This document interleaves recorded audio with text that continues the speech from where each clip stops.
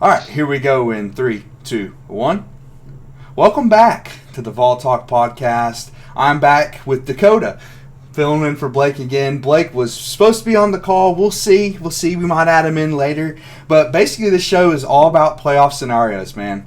We just got the playoff rankings. Tennessee's 11th in the new playoff rankings that just released literally like 5 minutes ago. I'm looking at it right now. So we're going to break down all the scenarios, what we need to happen, what do we think our chances are. And I'll start with, we're 11th, but if people don't realize, that doesn't mean we'd be in right now. Right now, we'd be the first team out because of all the automatic bids. So let's start with your reaction to that, man. How do you feel about being 11th right now? I think it makes sense. Only dropping 4 spots after a 14-point loss, can't really hate on that. I think it's exactly where, as a Vol fan, you think we'd end up in the perfect position to have disaster happen again. Yeah. It feels like 22, where we're going to be like the first or second team out. Yeah. But I mean, with the way that we lost to Georgia and the trifecta with us and Alabama, and then throwing Ole Miss into that, it made sense we were going to be the furthest one down, and then it's just kind of that. All those other teams were right above us, but I think the positive in it is that we didn't drop. They're still weighing us ahead of one-loss teams pretty consistently, which is good to see. It's obvious that the committee still kind of carries a SEC bias with them, which is benefits us. Which is fair, man. I mean, I think the biggest storyline as far as our season is concerned is this 3-way with Georgia and Alabama. Okay, Alabama beat Georgia. We lost to Georgia, and we beat Alabama. And how do you rank that? And I was just talking to you before the call, and I think we got screwed by playing our game last and losing. I think had we played Alabama this past weekend and beat them, and the same things played its way out, I think we would be the team in right now instead of Alabama. I guess how do you feel about that?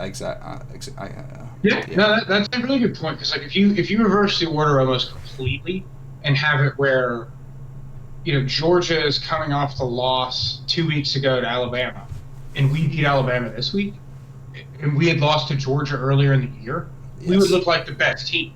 Exactly. So like the recency bias plays such a role in it, and that's one thing you and I had talked about. We in our group talked about the season is that the data the Georgia game concerned me. We used to play them a lot earlier in the year. And with the 12-team format, recency bias is going to dominate, and when you lose matters even more. And Clemson's a very good example of that team, where they had worked their way back into the top 10 after getting absolutely obliterated by Georgia week 1. They worked their way back into the top 10 because they lost at the beginning of the year. Had they done that this week, they would probably be unranked.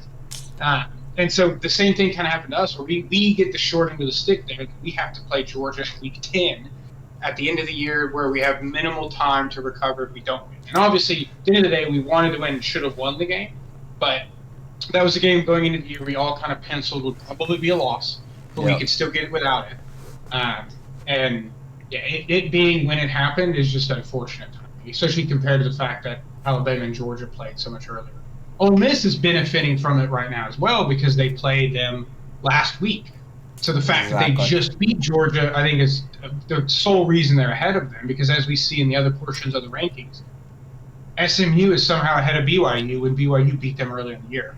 So they clearly don't care about the head-to-head unless it was super recent. Exactly, unless it was super recent. Also, it's so wild how all these games throughout the year we didn't realize were going to impact us until they did. Just a couple weeks ago, if Georgia beats Ole Miss, dude, we're firmly in the playoffs right now. We are firm. We don't have to worry about another SEC team. Or how about if Georgia completes the comeback against Alabama? Yet another game. Had that happened, had that comeback completed, then we're firmly in the playoff hunt. There's so many games that could have went differently that have now screwed us in the back end here. Going back to your point about the committee favoring SEC teams, dude, I think it's good to see. How many of these teams that are in these rankings have no top 25 wins? They have played nobody in the top 25. It's interesting because, it's also one of those things, comparing it to 2022, which as Vol fans will always do. It's so weird how we were 6th that year, 10-2 at 6. Now this year it's like 10-2. Will we get in? it's just odd how it's all played out like that. There's so many teams that have good records, and maybe it's because so many of these conferences have weak schedules. I don't know, but it is kind of odd. But I mean, I think right now with the SEC, we're looking at what? We're looking at Georgia, we're looking at Alabama, Ole Miss, Texas, and even A&M. I think we have to still worry about A&M as well, even though they are behind us. I mean, out of those teams, which do you foresee giving us a spot? Like, who's going to fall out of those rankings, and who do you think we can replace ahead of us right now in the SEC? It's a very good question. I think it's unfortunate because they all don't have very difficult schedules left. So in terms of losing a regular season game, I think our biggest opportunity is honestly this week with Ole Miss playing at Florida. Unfortunately, as Vols fans, we will have to be Gator fans this weekend. Yes. That game saves us. If Ole Miss loses at Florida, they're done. Because it's also a common opponent you could pull out where Georgia and Tennessee both beat them. Ole Miss loses to them, even though they've lost to Kentucky. We got to be DJ Lagway and Florida fans this weekend. We do. To your point, A&M is probably the scariest team because if they beat Texas, I think that's the doomsday scenario for us because they then are a 10-2 team with a win over number 3 Texas. They're probably going to jump ahead of us at that point. Texas will not fall below us. And then I don't know how the 6-way tie would work at that point if everybody finishes 10-2.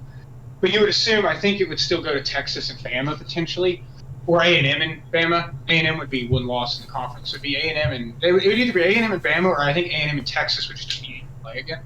And the unfortunate part there is, I think we would probably all agree, and this is where the committee is about to have to make a point. They're probably dreading it.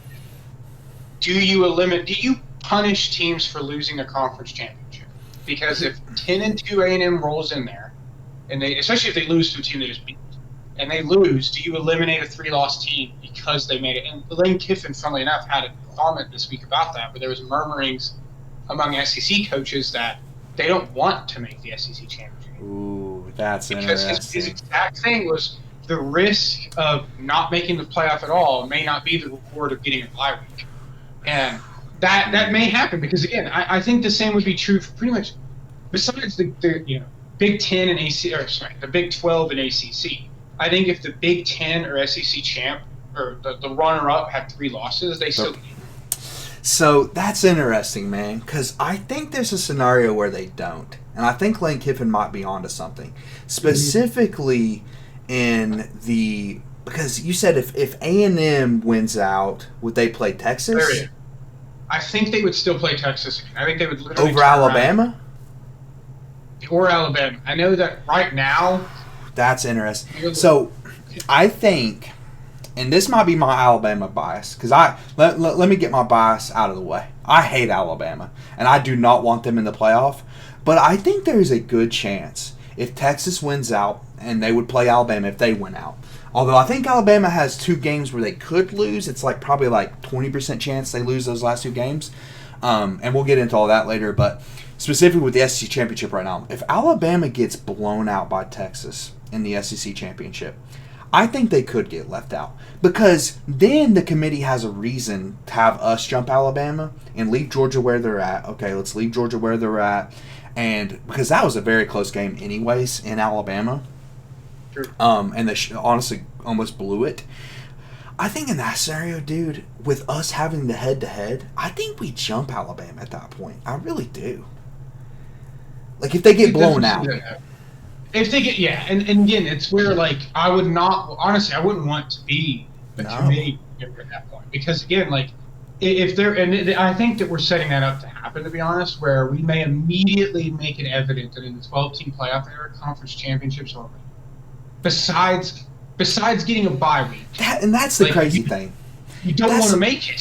So I'm gonna move off the SEC. We'll come back to the SEC opponents in a little bit, and we'll talk about some of the games and stuff. But I have to talk about that right now because the bye week for this conference champion, if I told you going into the year that a 2-loss Colorado team would get a bye week in the playoffs, first of all, you'd call me crazy because no one expected Colorado to be in that position. But also, I can't wrap my head around. I get it. They had to make something happen. This is the only way they made the 12-team playoff happen. They had to include everyone. I understand that. But dude, the benefit of that bye week is unbelievable. And a team like Colorado, who again, I mean, where are they ranked right now in these rankings? I mean, they're not even in the top 12. What are they? 16th. 16th, dude. We have 2 regular season games left, and a team that's ranked 16th could get a bye week. Now, what's interesting? Now, you have to answer this question for me. If they win their conference championship, let's say Boise wins their conference championship, who's getting that 4th spot, and who do you think it should be? Who do you think's getting it, and who do you think it should be? See, to be honest, I didn't realize from all the time of like learning about the 12 team, I didn't realize the group of 5 could get a bye based on where they're ranked. And unfortunately, and I think we'll see, because they were talking about it a little bit of like almost like capping where you rank the group of 5 to almost make things easier. But I'll be curious to see, because Colorado, like let's look at their schedule, for example. Last 2 games, they got at Kansas and Oklahoma State. So they've got literally the worst team in the Big 12 and then a bottom tier team. So like in terms of just them winning their games and deserving to go up, they would have to absolutely obliterate them to move up. And that's assuming nobody ahead of them loses to let them jump. So in terms of them accomplishing it on their own, I don't know. And I mean, Boise State, what's funny is, it's funny you bring that up too, because I've seen it circulate. It's hard to not see Colorado fans all over Twitter. And a lot of them keep talking about like the Gentile versus Travis Hunter Heisman debate. And one of the things people talk about is level of competition. And I've seen multiple tweets where people are calling out, Boise's strength of schedule is actually tougher than Colorado. Really? Right now. Really? It's like 72nd and like 78th. Wow. It's close, but technically Boise's had a harder schedule. They played the number 1 team in the country, which is swaying that a lot. It is. But the Big 12 is also that bad. It is. And listen, I called BYU losing this week. I think we're to the point to go ahead and solidify this. I do not think there's any scenario where 2 Big 12 teams make it. I think whoever wins that conference championship is going to get in, and that is it. Which is insane that they're a 4 seed, but I just made that point. What do you think the BYU win does for Colorado in the conference championship, though? Do you think that's enough to propel them over Boise State, who I don't even know who they're playing, dude? Do you have any idea who they're going to be playing in their conference championship? I have no clue. The list of schedule, what's very interesting is they have Wyoming, and then they finish with Oregon State. So they technically play a Pac-12 team. They will actually have played both Pac-12 teams. They already beat the crap out of Washington State earlier this year, which looks like a pretty good win now because they're like 7-3. Yeah, that's a very good point. But let's look at the Mountain West, because I don't know who. It could be UNLV. Colorado State's actually unbeaten, so it could be Colorado State, or it could end up being UNLV, who just got ranked. So technically speaking, the Colorado State matchup, that's a common opponent with Colorado. True. If they do play them, then how much they pay attention to these things will be massive, because like that game. Let's look again. They lost 28-9. I would be shocked if Boise State scored less than 28. But I think that would be a very interesting dilemma. And honestly, what I think you could see happening, because whether it's speculation, scandal, or whatnot, I think anybody who would be listening to this across any of the conferences has probably witnessed some sketchy refereeing to a degree that's helping propel teams in your conference that can win it. Yep. And I wouldn't be surprised if Colorado, after winning the Big 12, just randomly skyrocketed above Boise State, simply to just put them in that 4 seed and not let a group of 5 get it. Because at the end of the day, money's on the line, and having a group of 5 with a bye week's probably not a great look for college football for them. So I could see them putting Colorado up there, regardless of what happens, just for the sake of a Power 4 conference happening. Yeah, I think I agree with you. I honestly, you might disagree with me on this, but man, part of me is leaning, I think Colorado should get it, man. I just think, I don't know. I think the strength of schedule thing is interesting to me. Now, they played Oregon really tough. They really did. But they also haven't been very dominant in their conference.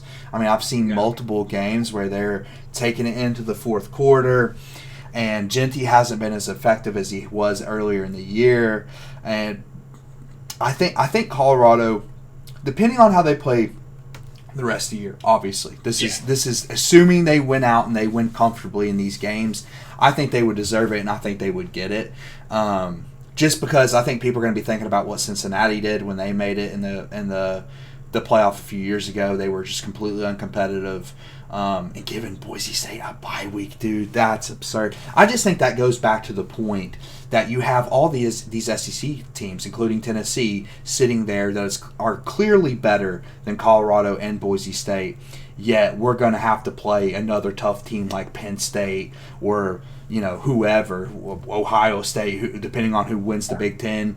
Like, it's going to be one of those type of games where Boise State and Colorado get to stay at home, or either or get to stay at home and get a bye week. I just think that's absurd. What about the ACC, man? What do you think the chances are? Or do we have to worry about 2 ACC teams getting in, or are we on the same boat with the Big 12? Yeah, so really quickly with the Big 12, I do think I would agree that Colorado deserves it. Recency bias. They've looked their win losses. Their loss to Nebraska is baffling now. Like, looking back on that. Yeah, it really is. Makes no sense. But it's also like, how much do you weigh everything else they've done versus Boise State's close loss? So I think at the end of the day, they're also just collectively as a team, I think, better. But the ACC is interesting because right now we sit 3 spots behind Miami. Yep. So the worrying part for us is that they clearly value, for some reason, a one-loss ACC team over Ole Miss, Georgia, and us. Completely disagree with that assessment. And I completely do agree. And that says a lot, which worries me because if things were to start trickling, right, like let's assume no matter what, like Indiana is most likely going to lose to Ohio State. If they don't, Ohio State should drop at that point with 2 losses. So Miami's going to move up at least a spot, hypothetically. So if they make it to 7th, then we get into very concerning territory where if Clemson or SMU was to win the conference championship, Miami, again, it comes back to the punishing conference loss because we're talking about a 3-loss team. Now we're looking at a 2-loss team that just lost a conference championship. I would think they're going to put them in over the teams that had 2 losses without making it to their Really? You think they're going to put dude, I don't know. I just think that, and whether or not I agree with it or not is a different thing. I think they're just going to want to set this precedent, and we're going to find out. But I think they're going to want to set a precedent around making your conference championship shouldn't be a bad thing, because again, like if you're Ole Miss and Georgia and you don't make it, and you're just sitting there at home that weekend, and Miami's having to play another football game, and they lose to have the same amount of losses as you, then it's a tough thing to say. All right, you don't get to be a part of this now, but. Hopefully that doesn't happen, which kind of leads to what we should be rooting for to happen. And honestly, it's domination from teams like Miami. We need the ACC to just run through them. Honestly, them losing in the first place wasn't great because it starts to open those questions. It makes it a little less clear. But it does. I think that would be a mistake on the committee's part. I really do. I think Miami has been a really... I'm surprised they're ranked above the SEC teams now, dude. I'll be honest with you. I'm really surprised by that.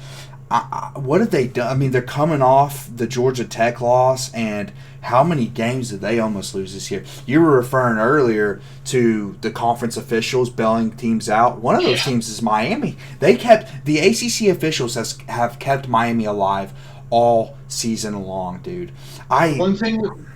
So the one thing with Miami, though, that is horrible for us is if they do look at compared resumes, we have one common opponent. They beat Florida 41-17 in Gainesville. We won in overtime. That right there. But Florida got better. That's the thing. They really did. But again, this is all down to the committee's logic with it. But that's unfortunate for us that the one common opponent we have, they smacked on the road and we took to overtime. So what I'm getting from this, the Big 12, we don't have to worry about anyone. Conference champions getting in, everybody else. But they're jumping us to go ahead and bump us down one spot for them no matter what. But that's it. Nobody else is getting in. Yeah, nobody else is getting in. Okay.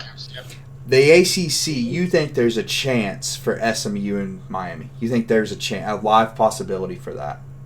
Yeah, it depends if SMU loses this game, but No, To be honest, I think watching, SMU's locked it up because they lost to BYU. They're undefeated in conference.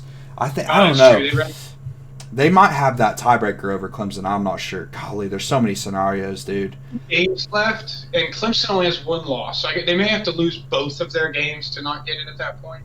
But to be Yes. honest, and this is a good thing for us, like having watched SMU this year, like they've looked impressive in some games. I'm not gonna lie, but Yeah. I'd be shocked if Miami didn't win that game. I would be too, man. I would be too. And And if I root also, against them all year, but I would be go Canes, all the yeah, way. I think ultimately that's what we have to root for at this point. Even though I think it's ridiculous that Miami's ahead of us right now. I really do. I don't think there's any justification for that. What dominant game do they have? I mean, dude, at this point, looking at their schedule, bro, their best team that they beat this year might be Florida. It really might be Florida. Florida probably is, yeah. Or Louisville, Yep. and we're talking about games they've almost lost. I mean, outside of that Florida game, since that game, Miami has looked terrible, man. They really have. Every game They literally looked could have horrible. lost 3 straight games there with Tech, Cal, and Louisville, who are not very good teams. And even Duke, they're playing Duke hard. Duke was hanging That in game there was for a while. close. It was, dude. So I don't know. I would be shocked if they let 2 ACC teams in at this point. I really would be. It's possible, like you said, they're ranked above us right now, so who knows? But I think if Miami loses that SMU game, I think they're out personally. But at the end of the day, like you said, I don't think that's happening. I think we got to be Miami fans. Unfortunately, they're going to win out hopefully and take that 3 seed. So that would make only two teams from the ACC and the Big 12, which is the way it should be. I've been saying that all season long, that two teams from those conferences should not make it. So then I guess we can touch on the Notre Dame problem. Notre Dame's in right now with a loss to NIU and their best win coming week 1 against Connor Wegman, who's not even the starting quarterback right now for A&M, by the way. Not even the starter. Week 1 win against A&M is literally carrying that team right now to the playoffs, I believe. How do you feel about Notre Dame? I mean, obviously, if they win out, they're in. There's no question about that. But, I mean, I'm assuming we agree that if they lose one, that they're going to be dropped out of the rankings, as they should be. I mean, there's no reason they shouldn't be. Yes. It's concerning how high they are ranked at 6 right now, with their one loss being a Group of 5 team. Because, again, like we're ranked above teams whose losses, one loss, are not Group of 5 teams. They're Power 4 teams, and they're still below us. So, and again, this is like back to the SEC bias. Notre Dame has had a bias with the AP voters and the committee in their entire existence. Like, as long as we've been watching football, Notre Dame has been overranked. You can pinpoint any moment in time, they've probably been overranked. 100%. And I think if they try to justify a 2-loss Notre Dame if their loss is to ranked Army this week, that would be bold in my opinion. But I think they got a tough finish to the schedule here because they have Army, and then the game that is biggest hope for us is going to USC. USC is like 5-5 or whatever, but they have played pretty much every team close. Mm-hmm. And exactly, they almost beat Penn State. Yeah, and they beat LSU to start the year. Yep. So they are not a bad football team. So that is, I think, our best hope. Army, I don't know if the same thing will happen to them that happened to Navy, but clearly they have the triple option figured out from a defensive perspective. True. So that's very true. I think they'll be fine. But USC, if they lose to USC, in my opinion, there's no reason they should be above any of us. But it is concerning that they're 5 spots ahead of us right now with a loss to NIU. Yeah, that is concerning, man. I think the committee would do the right thing, though. I think a 2-loss Notre Dame's getting bounced. Depends on how everything else plays out. But in this scenario, I'm talking about all the SEC teams winning out. I think in that scenario, the SEC teams will get in over Notre Dame, whether they lose to Army or USC. Now, I have a fascinating question that just came in my mind, dude. Is there any scenario where 2 Group of 5 champions make the college football playoff? And what I mean is, if Army beats number 6 Notre Dame and goes undefeated, they already have Boise State at 12 people. Why would Boise State drop? If they win out, Boise State's in, people. We have to accept that. If Army beats Notre Dame, I believe it's in South Bend, if I'm not mistaken. I believe Yeah, it is. it's at Notre Dame. Unless it's neutral site, it's definitely not a home game. So think about that, man. Army goes unbeaten, wins their conference. How are you leaving them out? I mean, honestly, you beat number 6 Notre Dame. That's better wins than Penn State. How many teams with Indiana? Indiana has no better wins than that. There's so many teams that don't have as good as a win as number 6 Notre Dame, which I already think they're overranked. So it's one of those things. But what do you feel about that, man? Is there any scenario where undefeated Army and Boise State make the playoffs? Which would screw us, by the way. Here's a very interesting thing with that, is how does this... it sucks that the Navy game is an exhibition game, because this year the Navy game could be like a play-in game for them. Yeah. But I don't know if it technically counts towards their record. I think it does. Because otherwise they could beat Notre Dame and then beat a Navy as well, who's also Yes. another good team. It is a neutral site game, so it's at Yankee Stadium. So it's not them at home. It would be a neutral site win, which is saying you can beat playoff teams on a neutral field. Yep. That is tough at that point. I think I would have to agree that it's like, in terms of resumes too, comparing them to Boise State, if you were trying to argue one over the other, it's like, what better win does either of these teams have? And then to your point, what better win does a lot of the top 10 right now? Exactly, dude. So I think there's a scenario where that happens, and I would be fascinated to see who gets left out. I guess if they beat Notre Dame, you would have to just keep pushing them down. But that would be honestly, I bet that would be the worst case scenario for the committee right now. Committee does not want that, dude. That would be, yeah, because then you immediately go in the next week with 10-0 Army with a win over number 6 Notre Dame. You know what I think the problem was, man? I think they're overranking Boise State as they stand. Because at the end of the day, Boise State's ranked number 12 not because of any wins they have. They are ranked number 12 because they lost by 3 to Oregon. That is the only reason Boise State is as high as they are. And in that scenario where Army wins out, they've screwed themselves because if Boise wins out, you have no reason to drop them. You know, if they win, there's never been a team that wins and gets dropped. That makes no sense. So, dude, they could really be in a pickle there. I don't, like you said, though. I mean, the way they beat Navy, I don't see Notre Dame losing to Army, but we'll see. To your point, though, like, what it kind of shows is the committee consistently seems to care more about who you've lost to than who you've beaten, which is very weird. Because why is Ohio State number 2 right now? Because they lost to number 1 in a close game. That's why. Yep. Really, the only thing people have agreed on all year. Oregon just played their worst game of the season, probably outside the Boise State game. But there's no one arguing that Oregon shouldn't be number 1. Indiana. I mean, honestly, the perfect example of this is Indiana at 5. Yeah. They are undefeated and they are ranked 5th because teams ahead of them have better losses than their lack of losses. Basically, they have better losses than any win that they have, which is wild. But that's literally Penn State is at 4 because their only losses to 2. And then Texas is there because their only losses to Georgia. So it is interesting how much, and that is carrying weight for Boise State, which will come down to the argument at the end of the year. If they went out and say Army loses with Colorado, of like, well, Colorado lost to Nebraska, Boise State's lost, they look good against number 1 Oregon. So their loss is better. Yeah, there's so many things. I honestly, I feel like the committee, it's mostly a crapshoot. They don't, there's a lot of inconsistencies in the rankings. There really are. But you're talking a lot about the big... Yeah, I mean, the head-to-head thing kills me. And you're talking about the loss. I mean, losing to Vanderbilt, I don't care who you are. That has to be the worst loss in the top 12 right now. I can't think of a worse loss than losing to Vanderbilt. Well, I mean, maybe the Kentucky loss.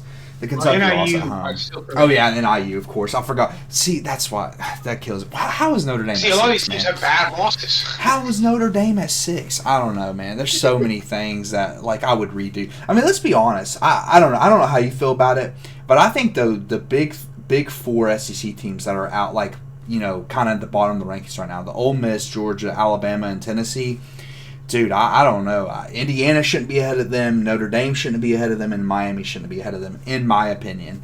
To your point, like, I think, and this is probably backed up, and this is where maybe the FPI fails to really calculate, like, the percent chance you make the playoff. Because I think it takes into consideration, like, who would be favored on a neutral field. And I Yeah. think that's carrying those percentages, is that all four of the teams you just listed would be favored against probably every team in the top 10 except for maybe Oregon and Ohio State on a neutral field. Uh, Yeah. we probably wouldn't be favored against Texas, but I think we would be favored against everybody else on a neutral field. And Alabama would potentially be favored against all of them. So Yeah, it's interesting, dude. It really is interesting, and maybe that's why ESPN has us like all those teams like such a high percentage chance to make it at this point. Do you know the percentages for Tennessee right now? yeah. Do you have that in front of you? Yeah. So uh, as of right now, if this is assuming we win out, it's kind of a hard graph to read. It basically shows what our chance of going up is based on if a certain team wins a certain game. Okay. But this thing calculates that if we just win out, our chance of making the playoff is about 66%. Which is wild to me because that's the statistics take into consideration that the chance that like one of the 10 things we could have happen. But it's really just one at this point. I think we just need one thing to happen. Because we're the first team out. So yeah, exactly. And that's we're the first team out based on the bracket coming together, right? Yes. Like you mentioned at the very beginning. We were 11, but in reality we're more like 13. Yep. But if one team drops out, then we're good. So I think it's basically saying that the chance of that happening is pretty high. But I think to reiterate to Tennessee fans, like, it's not as simple as we win out and we're in. No. It's not as simple as we win and we have that % chance to get in. It is we need, unfortunately, we need one or two things to happen to get us in. Yes, winning out will not be enough. So let's get into the Big Ten. We haven't talked about the Big Ten that much. So what do you think right now 4 Big Ten teams are getting in 100%? Obviously, the Big Four being Oregon, Ohio State, Penn State, and Indiana. And what do you think, if you don't think that's a guarantee, then what is the most likely scenario one of those teams gets dropped out? Obviously, if like Penn State lost to Minnesota, let's say the most realistic scenario where one of those teams gets dropped out, specifically looking at probably that Indiana and Ohio State game. So I'm going to be honest.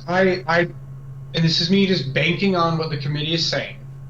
The committee clearly thinks the Big Ten is the best conference in football right now. 4 of the top 5 are Big Ten teams. 4 of the top 5. Okay? Wow. They've ranked Texas over Penn State and Indiana, and that's it. And the Texas ranking is being carried heavily by preseason and nothing about what they've done on the field. Of all the SEC teams, their strength of schedule, record, everything is by far. They've done nothing. To your point about Alabama, their best win right now is Vanderbilt, a close win against Vanderbilt. But back to Big Ten. So what worries me about that is they clearly are overvaluing being in the Big Ten. I don't think Indiana losing is going to bump them all the way up. Maybe if they get absolutely obliterated, but right now they are at 5. We are at 11. We would need them to drop 6 spots from that loss. And for reference, we just dropped 4 for losing a road game to 14 to have 2 losses. They have 0 right now. So what worries me is that they will still stay in there. And if the game is within 17, I think they're probably. But that then brings up another scenario of clearly they care about the Big Ten, and Ohio State being second with 1 loss is problematic because it is because they're not dropping out. If Indiana blows out Ohio State, then what happens? Because we have the awkwardness of like Ohio State beat Penn State, but Penn State doesn't have any win. Like Ohio State, I think it's the same thing with Alabama. We all, as SEC fans, we knew 2-loss Bama's getting in. Yep. Big Ten fans who don't like Ohio State are probably the same, but they're like, no matter what, 2-loss Ohio State would get in. So to me, it's unfortunate that I don't know if that's our path to getting in. I think the 4 may be a lock at this point, unless Indiana gets beaten like 45-0, and it just shows, okay, they were a fake undefeated team this whole year. They played nobody, and it showed. Then I don't know if that game is even just close for a half. I'm concerned that they drop from 5 to maybe 9, maybe 10, put them ahead of Georgia. But they would probably finish right above us, though. So Our Unfortunately, I think 4 Big Ten teams are a lock, and that's something we have to then wow, work around.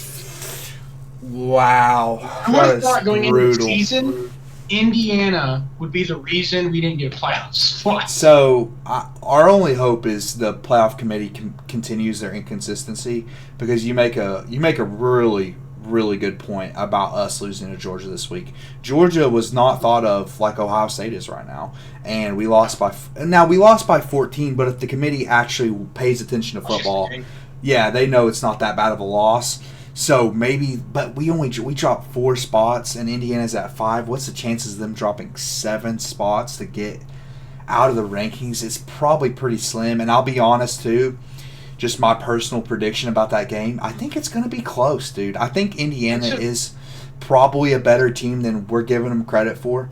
Yeah, I mean, it's yeah, exactly. They're feisty, exactly. It's just one of those things. It's like if they, and I know this is like some people feel like this is a cringe argument. People that are fans of SEC teams don't. But if they play an SEC schedule, do they have that same record? Probably not, because the conference is just much deeper, and maybe the Big Ten is better at the top this year. I don't think we know that though, because how many of those teams have played each other? Not very. I mean, really, it's just Ohio State played Oregon close, and Ohio State played Penn State close and won. But they don't have any mid-tier teams to contest with. It's all trash. The rest of the conference. Garbage. And the unfortunate part too is Indiana plays at Ohio State, so it being a road loss too is going to benefit them greatly. Like we've been benefited. If we lost Arkansas at home, we'd probably be done already. But to your point too, that's where the Ohio, like the Big Ten and other conferences, the ACC plays a 9-game schedule, I think, and so does Big 12. We maybe don't know it doesn't now. They always look at the SEC and they're like, oh, you're playing, Mercer in Week 10. But to your point, Oregon, Ohio State, Penn State played West Virginia to start the year, so they're the only one, and barely counts. But Indiana, Oregon, and Ohio State, these 3 Big Ten teams, their out-of-conference schedule was complete garbage. Yeah. Complete garbage. Alabama played Wisconsin, at Wisconsin, who Oregon just beat by a field goal and absolutely obliterated. It's a fair point, man. Georgia beat the crap out of Clemson. We beat the crap out of NC State, who ended up not being as good, but still absolutely decimated them. Oregon's best out-of-conference game was a close win over Boise State, which they're getting. Boise State's benefiting from that, which then benefits Oregon because they boosted up. So, to your point, like, it's unfortunate that the Big Ten's being seen this way, but at the end of the day, it's because their schedules out of conference were easy. And to your point, the middle of the Big Ten is just bad. It's South Carolina, even Missouri, who is somehow still ranked, would probably beat the crap out of 80% of the Big Ten. I think, just to give South Carolina their flowers real quick, I think they're going to beat Clemson. I really do. South Carolina is a team that, if it wasn't so log-jammed at the top this year, probably should be in the playoffs. They're going to be kicking themselves about that Alabama loss. They were on the cusp of beating Alabama. That would make things seem so wild right now. Where would they fall? It's going to be a 4-team race in the SEC. My gosh. And that's kind of our point, is that the SEC just runs so deep, man. It's so many good teams in the SEC. Arkansas would probably have a pretty good record in the Big Ten. Like, that's how bad the bottom of the Big Ten is. Yes, it's good at the top, but I also think we don't know how good it is at the top. We don't know because those teams have not been tested. Penn State is a team with one loss, and that's the only good team they've played all season long. So, unfortunately, I tend to agree with you, man. I think the way you laid that out, I think there are going to be 4 Big Ten teams, man. I think probably the best case in the Big Ten actually doesn't come through that Indiana-Ohio State game. I think it probably comes through Penn State losing at Minnesota. I think going from, what are they, 4 right now? Right? 4? Yeah. I think they could. Now, I know that's a big drop, but it's also, we're looking at the same record with no with no critical wins, with no good wins, I think Penn State probably would drop below us if they lose at Minnesota this week, which is a real possibility. I do think that's a live possibility. And I'm trying to be hopeful here because we just need one of these things to happen. I think that's one. I mean, do you agree with that? Do you think if they lose at Minnesota this week that they would drop below us? The thing is, I think I do, which is funny because I just said the team at 5 would drop below us. Well, the difference is they're playing 2. That's exactly, the difference. Yeah, they would have 2 losses. The unfortunate thing the good thing for Penn State is Illinois just creeped back into the rankings, so technically they have a current ranking. That's benefiting them, but again, their best win is a win over Illinois. And at that, if they lost at Minnesota, I'm sorry, but like compare the resumes to every team below them. Comparing even Alabama's loss to Vanderbilt, ours especially with Arkansas. But like, in my opinion, there'd be no reason to justify them as a 2-loss team above 84 of the SEC teams. I totally agree. I think they would plummet for that. I think it would prove that at the end of the day, and I also make it wonder if they make it question the top of the Big Ten, because you're right, they have not been tested yet, and it will be intriguing to see once this all plays out and the playoff starts. Will we just see one of these Big Ten teams hosting a playoff game like Penn State week 1 or in the first round and just getting blown out by and probably an SEC team below them? I could really see that because even Oregon's looking shaky at times this year. Now you have to give them credit; they beat Ohio State, and I agree they should be 1. I'm not disagreeing with that, but it is going to be interesting seeing one of these SEC teams. Seeing what they do against these Big Ten teams. Because we're going to see. Because you have all these, what kills me right now, dude, on Twitter, you have all these things going around with these SEC teams losing out of conference opponents. And they just casually leave out all the absolute annihilations that you were mentioning earlier, like Clemson and NC State getting annihilated by us and Georgia to Clemson. It's like they just conveniently leave out all the good things that hurt their argument. And then, they bring up how, I have to go back and look at that, but there's so many. Like Arkansas losing Oklahoma State. What should that have to do with the playoff rankings? Those are 2 teams not even in the conversation. Exactly. But you can compare common opponent, and again, Alabama obliterated Wisconsin at the beginning. Exactly. They leave those out. They leave out the ones that definitely doesn't make the teams in the Big Ten look. Yes. That's a horrible look for them. Horrible. But yeah, man. It's just. The Big Ten's very worrisome. I think, looking at it now, I think Penn State is our best chance at that point. Unless, craziness happens and, we're saying, a 1-loss scenario. We're not saying, okay, Ohio State loses out. That's the likelihood of that happening is very unlikely. But to be fair, Michigan in 3 years. Exactly, though. If suddenly that starts to become our tune, though, if Indiana beats Ohio State this week, then it's go Wolverines. Oh, go Wolverines all the way, baby. The bad news is, I think, it is. It's at home. Yeah. So that's not good. But and to your point earlier, you brought up the finishing 6th with 2 losses 2 years ago, and there's a solid chance that 15, honestly, legitimately, 15 teams finish with 2 losses this year. That's nuts. It's unfortunate because I don't know if it's that teams are just collectively better. I think there's just parity in college football right now. I think there's just not a super team. There's not an Alabama. Georgia's not like what they were during their dynasty. And it's both beneficial and hurting us because, on one hand, it's probably the most open college football will ever be for us to win a championship, in a given time frame, especially given the dynasties we just lived through tragically. Yeah. It is wide open, but inversely of that, if we don't look dominant, then it means there is a ton of teams out there that are just about at our level, at least from a record and everything perspective, that makes it tougher to make the field. It does. But it's all that to be said, positive thinking wise, I do think, I do 100% think if we made it into the playoff, we could run the table. Really? I really do.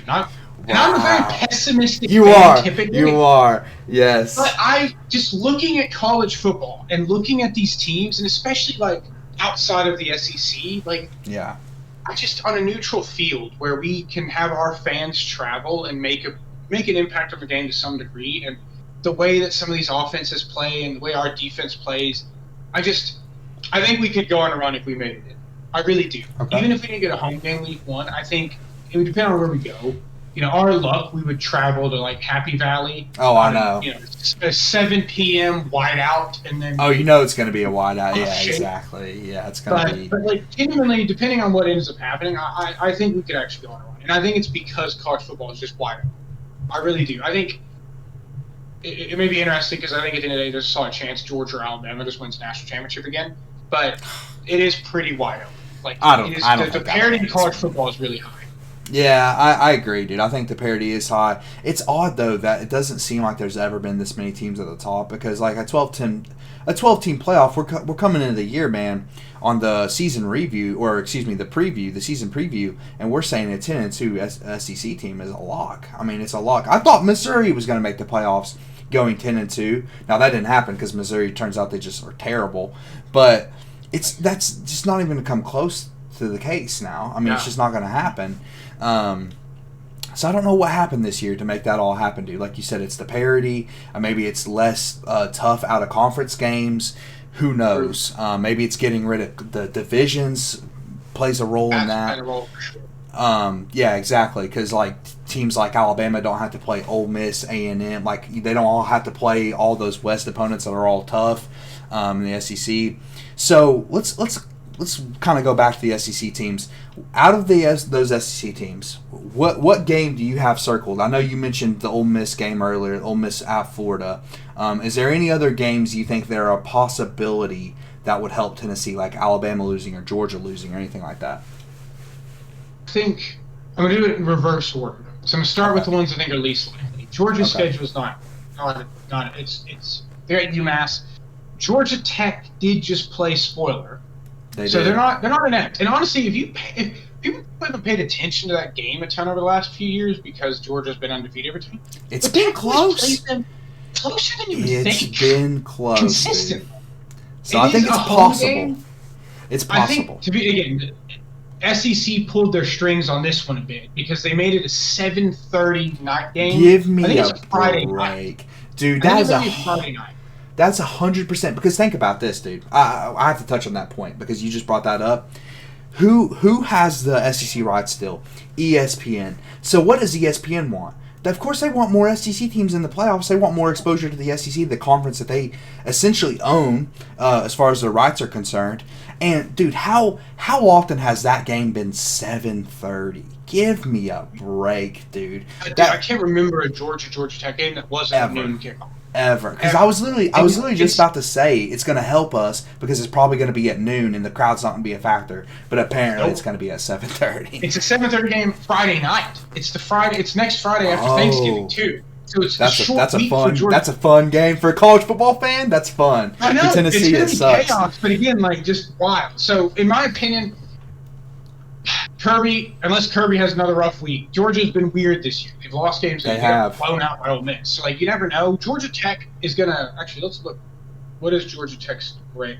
Dude, they always play spoiler. They've already made a bowl game, so they're not playing for bowl eligibility, but they are going to want to beat Georgia.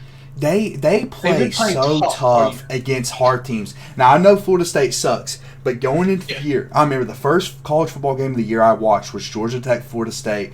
Florida State has all this aura, undefeated the regular season in 2023. And what does Georgia Tech do? They start this run of atrocities from Florida State by beating them in wherever it was. It was somewhere in Europe, I think Ireland or something. It was Dublin. Yeah, Dublin, exactly. And so, man, Georgia Tech, they play hard. So I don't think that's a 0% chance, but it's pretty unlikely. And it's unfortunate it's at Sanford Stadium. Again, a lot of these I keep looking at, it's just the location of them is not where we want them to be. But Georgia Tech, again, the only weird game on theirs was they beat Florida State. But remember, and you can go find the tweets now, which are hilarious. When Florida State, and I watched it, they went right down the field on their first drive and scored, and it was like, oh, man. Norvell's out for blood. Yeah. And then they beat them and broke them completely. So exactly. That one is that. And then we get into interesting territory. I think Alabama has two game. Actually, we'll do Ole Miss first because we Okay. already mentioned it. So Ole Miss at Florida this week, unfortunately, is a noon kickoff. Again, we cannot catch a break with the time and locations of these games. What the hell? That's insane. That's so unlucky. Florida just beat the crap out of Dude. LSU, and they're not Yes. getting rewarded for it either. We have, since we're touching on this game, we have to talk about Florida and our win against Florida. Florida, listen, if you take out week 1, that is a tough team, bro. If they didn't play the hardest schedule in the history of college football, that is not a bad football team. We were just talking about it the other day, dude, how Billy Napier is not looking like as bad as a coach as we thought.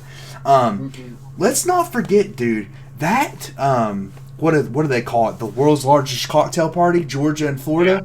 That game with DJ Lagway, the whole game, would have been completely different. Completely different. I think Florida's a lot better than people are giving them credit for. Let's not forget, we beat them with Graham Mertz playing for half the game and DJ Lagway. We beat them at home. I know it was in overtime. I'm just saying that's one of those wins that, since Florida played such a tough schedule, it doesn't look as good for us, but it really should at this point. As you just mentioned, they just blew out LSU. And getting back to the Ole Miss game, dude, if that's a night game in the swamp, I feel like Florida has a chance.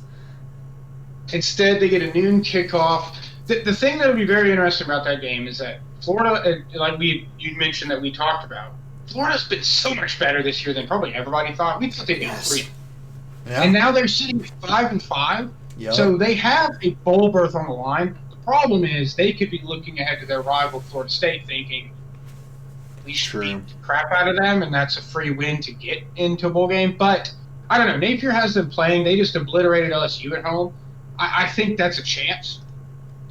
So that's probably, in my opinion, the biggest circled one right now. Because, again, Lane has shown time and time again, kind of like Heupel, that he dropped random games he shouldn't. He lost to Kentucky. At home this year. So losing at Florida is not that crazy. And they also, you can never do this with teams in the SEC especially, but they did lose to LSU. Florida just beat the crap out of them. So you can't really always draw those lines, but we gotta talk about this right now. And I know they just beat Georgia and we lost to Georgia, and that's a tough argument to make. But if we didn't have recency bias, so we just said take the seasons as a whole, I'm not sure Ole Miss should be ranked ahead of Tennessee. I really don't. Because, and I get their big win is against Georgia, but we beat Alabama, who beat Georgia. It's one of those things. It's like the SEC just cannibalized each other. But if you look at their losses, there's no way those losses aren't worse than what Tennessee has. And you made the point earlier how they emphasize losses in the committee, man. They emphasize that with ranking. I don't even know. Like, I know right now they're ahead of us, and they're going to stay ahead of us if they don't lose. That's why we're talking about this. But I'm not sure I agree with it, dude. If you just took the season as a whole in the totality, and who's been better. Yeah, I think it comes back to your point of the inconsistencies with the committee, because weirdly enough, because of the lack of divisions, we have 4 common opponents with them this year. About to be 5. And in those 4, they beat Georgia and we didn't. They beat Arkansas and we didn't. But they beat Oklahoma by 12 at home. We beat them by 10 on the road when they were decent. And they lost to Kentucky at home, who we beat by 10 at home. So it's tough because, again, the whole thing of losses tend to matter more. It doesn't seem to apply to them for some reason. And, again, it's the recency bias as well, because they're coming off of a win against Georgia and a bye week. That's also the unfortunate part about this Florida game. It is coming off of a bye week for Ole Miss, so Florida has drawn the short stick there. But and then, again, you can never rule out rivalry games like we just talked about with Georgia and Georgia Tech. The Egg Bowl. Egg Bowl. It's not on Thanksgiving, which I personally think should put somebody in jail because that was blasphemy. It is. The Egg Bowl has been on Thanksgiving for like the last 10 years, I think. It feels like you watch NFL and the Egg Bowl on Thanksgiving. Like, that's the tradition. So hopefully Ole Miss pays for that. I don't know if they were responsible for it or not, but it's tough. Because Mississippi State, we've already talked about their historically bad defense, and against Ole Miss's offense could be 70-0, but you never rule out rivalry, though. Rivalry games are all week 12 rivalry week is just scrap everything nuts. You know about the season. It's a new week. It is, man. So it's different. That's there for them. So Ole Miss, I mean, again, they are the most likely, in my opinion, to lose, and it's that Florida game because Florida has shown they can beat decent teams. And Lane Kiffin likes to lose games he shouldn't. Mm-hmm. So that's that. And then, yeah, any other thoughts on Ole Miss before I jump to Alabama? Yeah, man. I mean, I totally agree with that. I think there are two games I have circled, and we'll probably come back to Notre Dame at some point to wrap things up. But I think Ole Miss at Florida and Notre Dame at USC. Those are two games I'm looking at our biggest or our most likely path to the playoffs is one of those teams losing those games. And it's nice that we have so many teams. Like, that's why, again, going back to your point with the percentages, that's why we are such a high percentage, because there's so many things that have to happen for us not to get in the playoffs, which, gets my BVS just rearing up thinking, oh, man, all these things are going to happen. But, yeah, I totally agree with a healthy DJ Lagway, dude. I think Florida is a real real dog in that game that could potentially win. Yeah, and just looking at Alabama's schedule, I'm realizing why Missouri is ranked, and it's just to help boost Alabama's resume. That's literally the only reason. 100%, dude.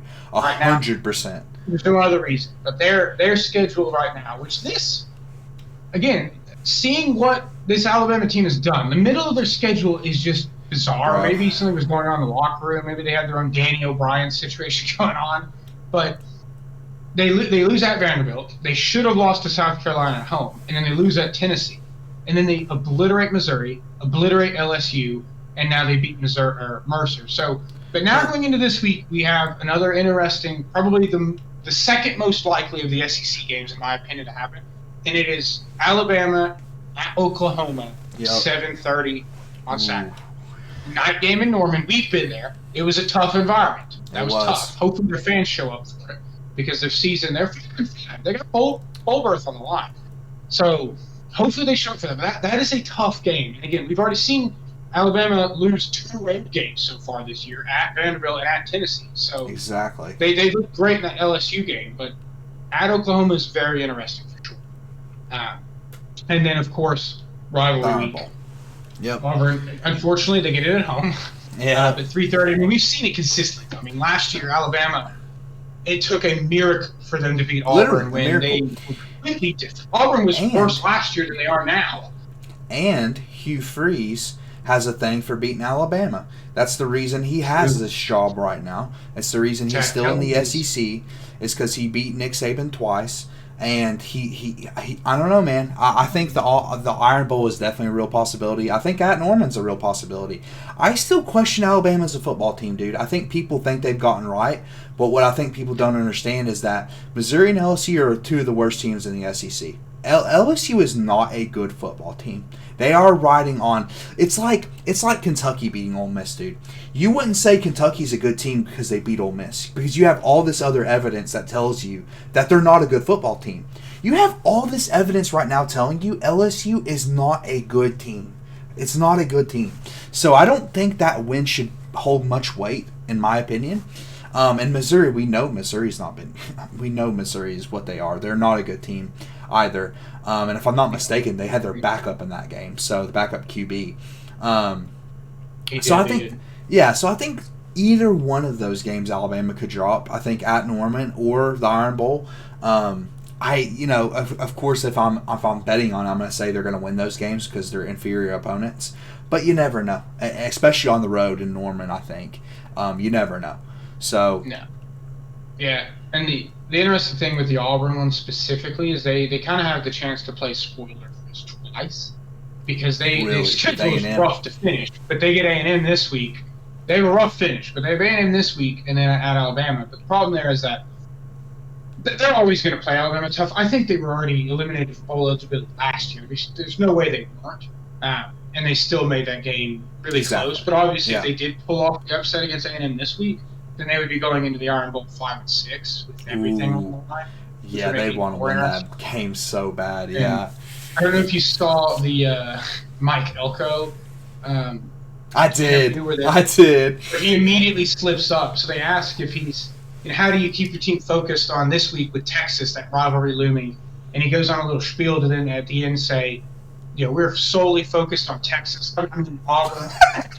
we call that we call that a Freudian slip in psychology. Mm-hmm. That's a Freudian slip right there. So, yeah, I mean, I think in the A&M case, I think we just need Texas to beat them. I think we need Texas to win the SEC. Personally, Right now, yeah, exactly. I think that's our best case scenario for Tennessee in particular, and I think it's probably pretty likely to happen. Although I could see them winning the SEC or losing the SEC championship, which would probably be a problem. Yep. There's a lot of potential problems. So yeah, I mean, I think we're in agreement. Those are the games circled. The A&M Texas game, it's like, honestly, it's like one of those things that we probably need Texas to win. But if Texas loses the SEC championship, that would hurt us. So, that game is like one of the. I think that's one of the least consequential games. And I mean, yeah. But yeah, I mean, out of those three SEC teams, if we could get Florida to win, or Oklahoma to win, or Georgia Tech to win, that would be massive for us. So yeah, man, I think we pretty much touched on everybody.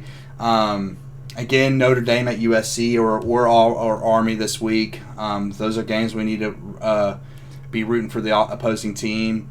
Can you think of anything else? Any other games that we need to be watching? Not that I can think of. I think essentially it boils down, unfortunately, that really our best path is one of those three SEC teams ahead of us, not named Texas, and Notre Dame. Yep. Really, those are the most plausible areas where we could get benefit from. I agree. And obviously, none of that matters if we don't win. Yeah, that's something we have to touch on. Oh yeah, because as Tennessee fans, with that, nothing would be more Tennessee than that. Especially if multiple things happen. Like if Ole Miss loses to Florida, Notre Dame loses to USC, and we're like, oh my god, we're a lock, and then we lose. We're a lock. Yep, exactly, dude. We have to win out. That's one thing. We have the Miners this week. Miners are coming into town. Got to beat the Miners, and I think we'll beat Vanderbilt. I mean, I'm not legitimately concerned about Vanderbilt, although this Vanderbilt team in particular has been pretty concerning. They just play tough. And it is on the road. It's not in Neyland. So it's like one of those things. We know how the Vanderbilt crowd is really not going to be a factor, but we'll see. We're not going to do a UTEP preview this week. We got this playoff show instead. We will do a Vandy preview when that comes up. But, I mean, what do you think, just to wrap up the discussion, what do you think is going to happen? How do you think we're going to get in? Or are we going to get in at this moment in time? And, yeah, we might have to update this next week. Exactly. So unfortunately, at this moment in time, I don't think we're in. Oh, you don't think we're going to get in? You don't think anything's going to happen?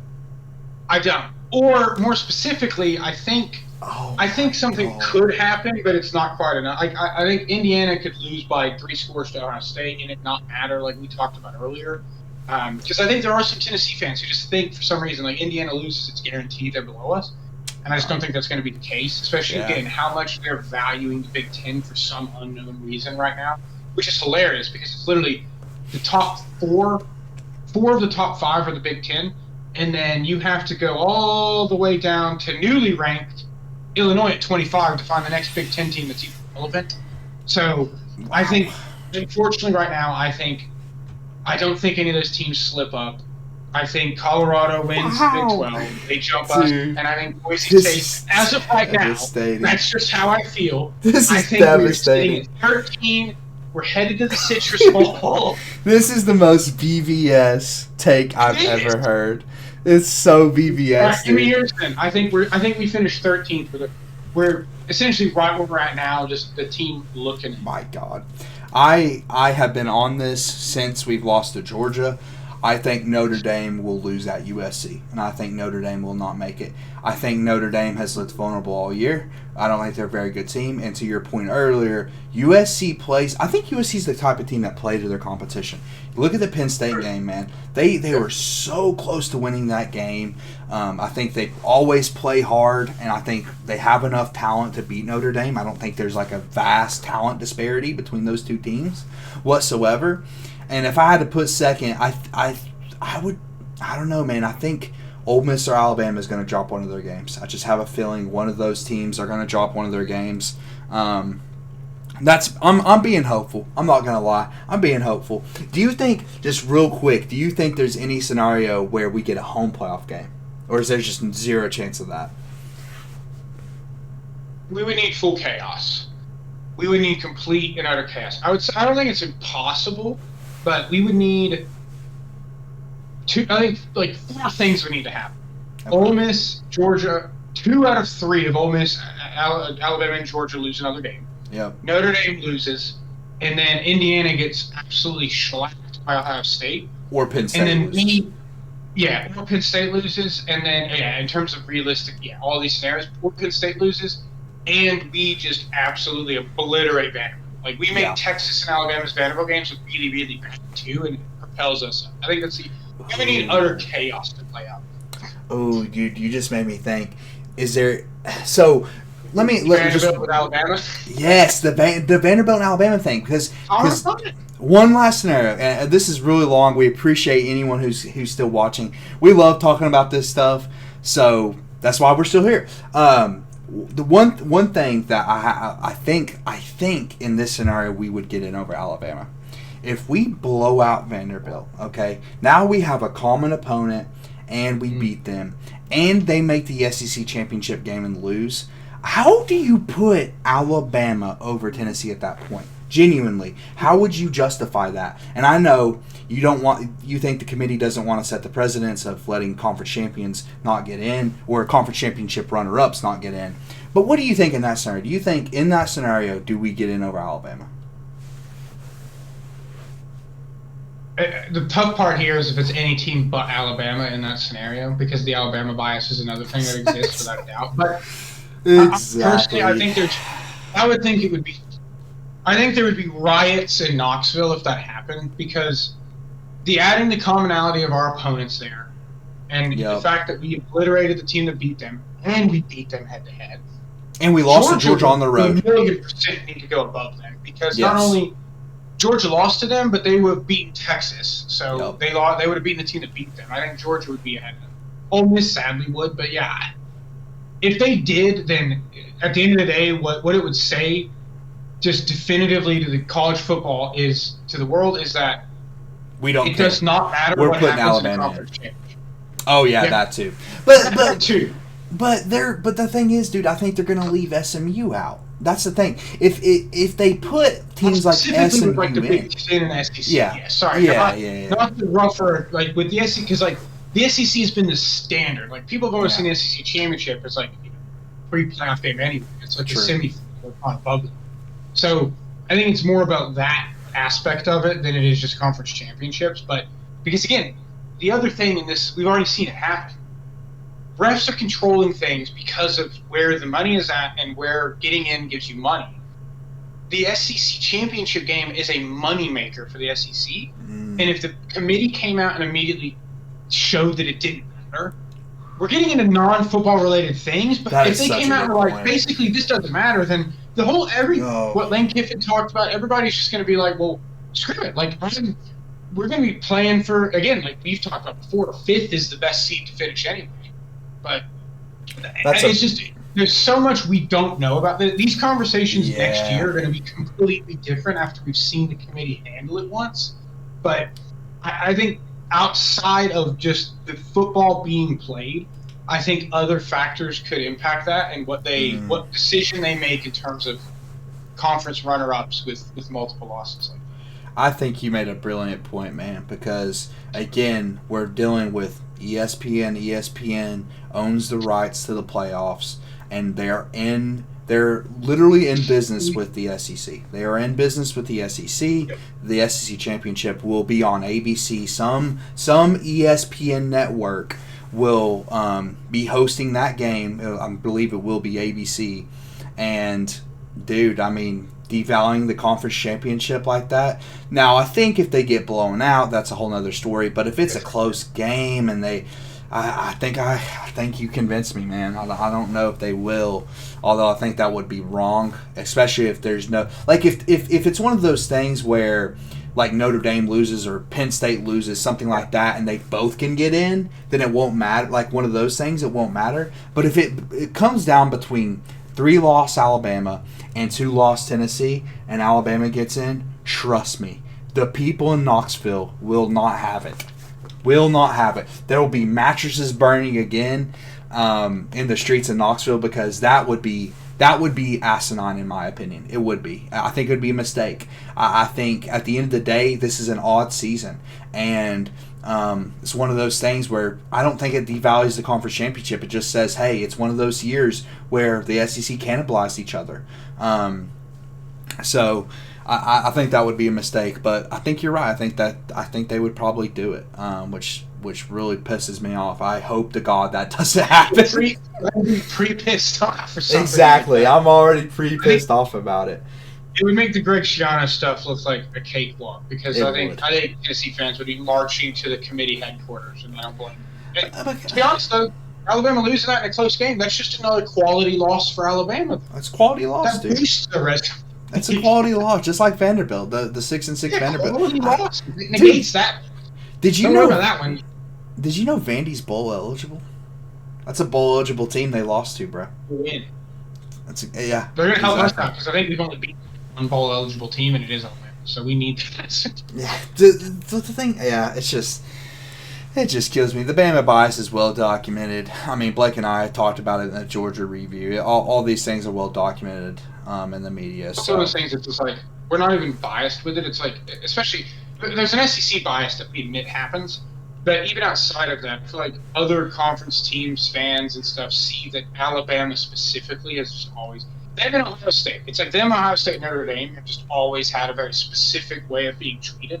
Yeah. And it's evident this year, especially going into the season where they just lost the greatest coach of all time. And we're like, they're just as good. And they're going to be the same thing. Yeah. And the A on the helmet, well, they don't have the A on the helmet, their numbers, but the A on the jersey did not change. So therefore, they're just as good. Yeah, exactly. I don't know if the SEC bias is as heavy this year. I mean, the Big Ten own the top 5 right now. They literally own 4 of the top 5 spots. So I think what the committee is saying is that, hey, the SEC and Big Ten are worlds ahead of the other 2 Power 4 conferences.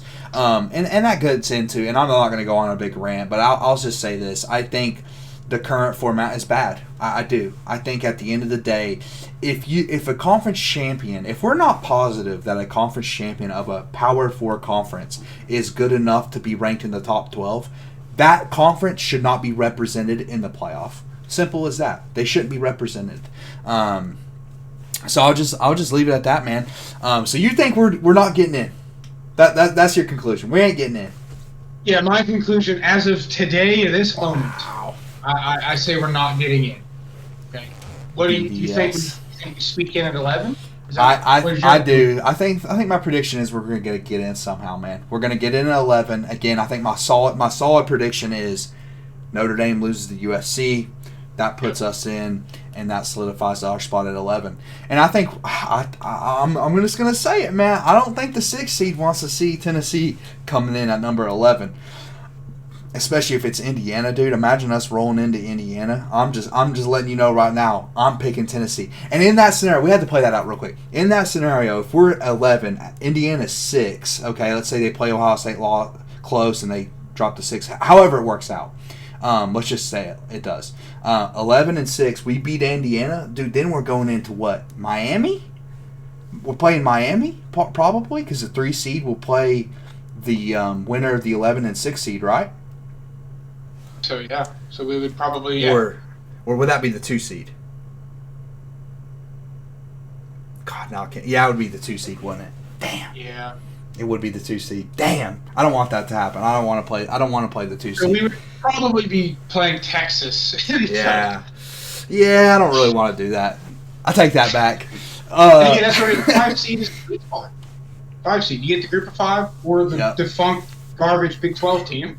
Yeah, the 5 seed is nuts, dude.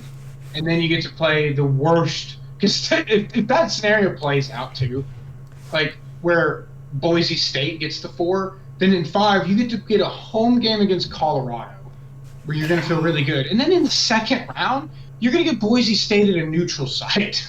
Dude. So even in that order, like you're getting the tougher team really at home.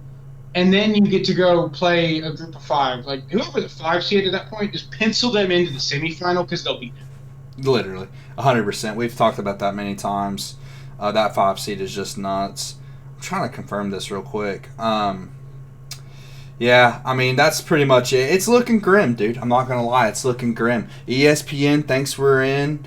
I mean we're like, ugh, I don't know. No, I was right. The 6 seed, the 11 seed will play the 3. So if we are 11 and we play Indiana or whoever, then we're gonna get Miami, dude. And I don't know. As a Tennessee fan, I'm feeling pretty good about getting Miami in the second round personally.